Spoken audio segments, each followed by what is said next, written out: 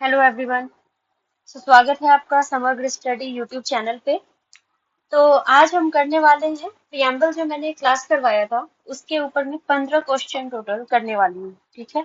जो कि बहुत सारे एग्जाम में ऑलरेडी पूछ चुका है, बीट यूपीएससी, बीपीएससी या फिर अदर स्टेट पीसीएस, ठीक है। तो उन सारे एग्जाम में पूछ चुका है ये सब, या फिर अगले एग्जाम में आपको देखने को मिल सकता है। तो डेफिनेटली ये क्लास बहुत ही इंपॉर्टेंट है, ये क्लास मिस मत कीजिएगा। और क्लास अगर अच्छा लगे तो लाइक सब्सक्राइब एंड शेयर जरूर से कर दीजिएगा, ताकि मेरा मोटिवेशन पढ़ाई के प्रति, आप लोगों को पढ़ाने के प्रति बना रहे, ठीक है। चलिए स्टार्ट करते हैं। और हाँ, मैंने क्वेश्चन यहाँ पे इस तरीके से रखा है कि आपको आंसर पहले नहीं बताया हुआ है इस क्वेश्चन में, ताकि आप खुद से पहले ट्राई करें। और बेटर होगा कि आप जब वीडियो देख रहे होंगे तो क्वेश्चन पढ़ने के बाद वीडियो को पॉज कीजिए, ठीक है, और खुद से आंसर करने का ट्राई कीजिए और उसके बाद फिर से प्ले कीजिए। इस हिसाब से अगर आप चलते हैं तो आप देख पाएंगे कि आपका कितना स्कोर बन पा रहा है इसमें। और अगर आपका 10 से स्कोर ज्यादा बन रहा है तो कॉन्ग्रेचुलेशंस, आपने, आपका प्रियम्बल का जो पार्ट है वो है ठीक तरीके से कवर, ठीक है।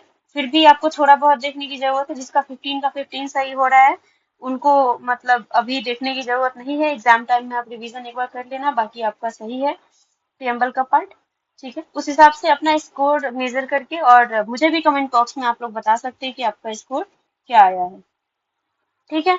तो फिर ज्यादा टाइम न लगाते हुए इस क्वेश्चन सीरीज को स्टार्ट करते हैं। चलिए, पहला क्वेश्चन है, which of the following is correct sequence for terms mentioned in preamble of the preamble of constitution? क्या मतलब है कि इसका, ये जितने भी टर्म्स दिए हुए हैं ना, ये किस तरीके से मेंशन्ड है प्रियम्बल में सीक्वेंस वाइज। पहले कौन सा है, सेकंड नंबर पे कौन सा है ना, वो है। इसमें कौन सा आएगा बताइएगा सीक्वेंस वाइज। सबसे पहले कौन सा है, जस्टिस, है ना, जस्टिस, लिबर्टी, तीसरा क्या है, इक्वालिटी, चौथा फ्रेटर्निटी।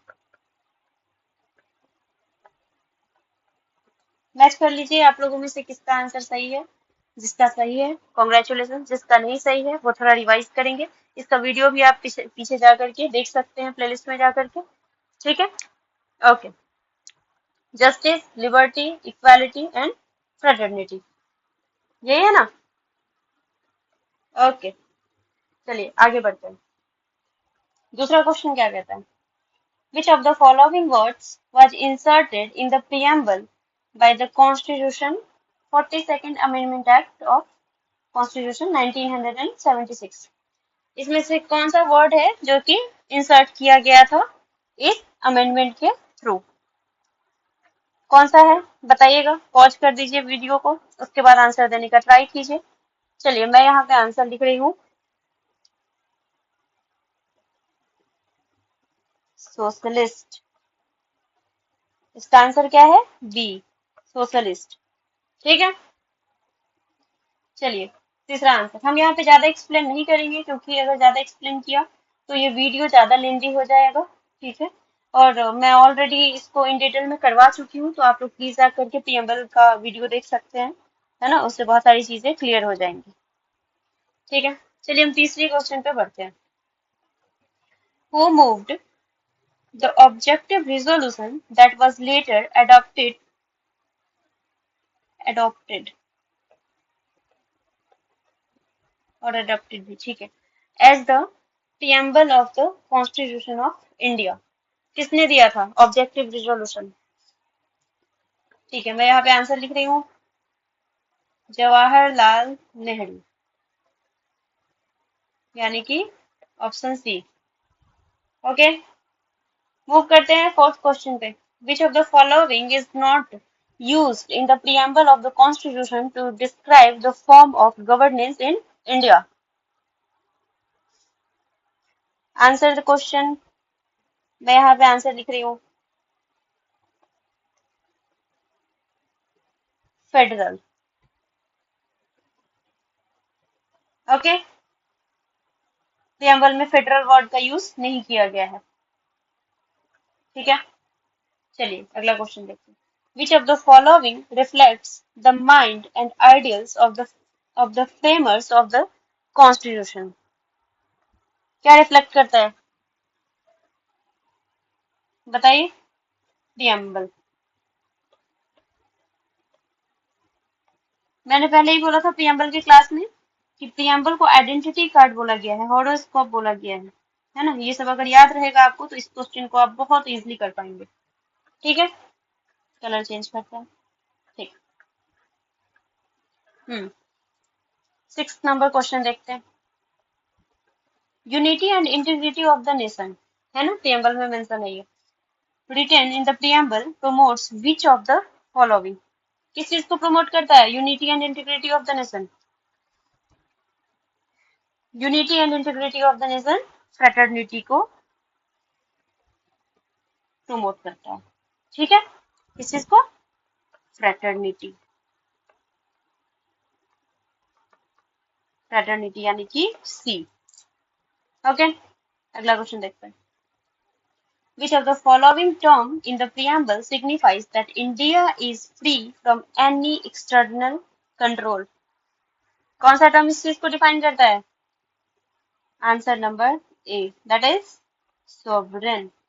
हम कौन सी कंट्री है? सोवरेन है। हमारे ऊपर किसी का भी एक्सटर्नल कोई भी फोर्स नहीं है कि हम हमारा डिसीजन उस फोर्स के कारण रिफ्लेक्ट करें या फिर हम अपने डिसीजन को चेंज करें किसी और के पर्सपेक्टिव से। ठीक है, कोई भी एक्सटर्नल फोर्स हमारे ऊपर नहीं है, हम सॉवरेन कंट्री है। ठीक, चलिए। The philosophical postulates of the constitution of India are based on, किस चीज पे बेस्ड है? Answer number 1 A, that is objective resolution. किसने पास किया था, किसने दिया था ऑब्जेक्टिव रिजोल्यूशन? पंडित जवाहरलाल नेहरू ने। कौन से ईयर में? 1947 में। ठीक है, चलिए आगे बढ़ते हैं। हम्म 9th नंबर क्वेश्चन पे चलते हैं। State the correct sequence of words mentioned in the preamble. Correct sequence, ये मिलता जुलता आप देख सकते हैं क्वेश्चन नंबर फर्स्ट से। मिलता जुलता क्या? एग्जैक्टली वही है। क्वेश्चन बस घुमा के पूछा गया, ऐसा क्वेश्चन भी पूछ लेगा आपसे। ठीक है, सबसे पहले क्या है इसमें? आपको अगर पहला भी याद है ना तो उससे भी आप टिक कर पाएंगे। क्या है? जस्टिस, है ना? Justice, liberty, equality and fraternity, that is answer number C.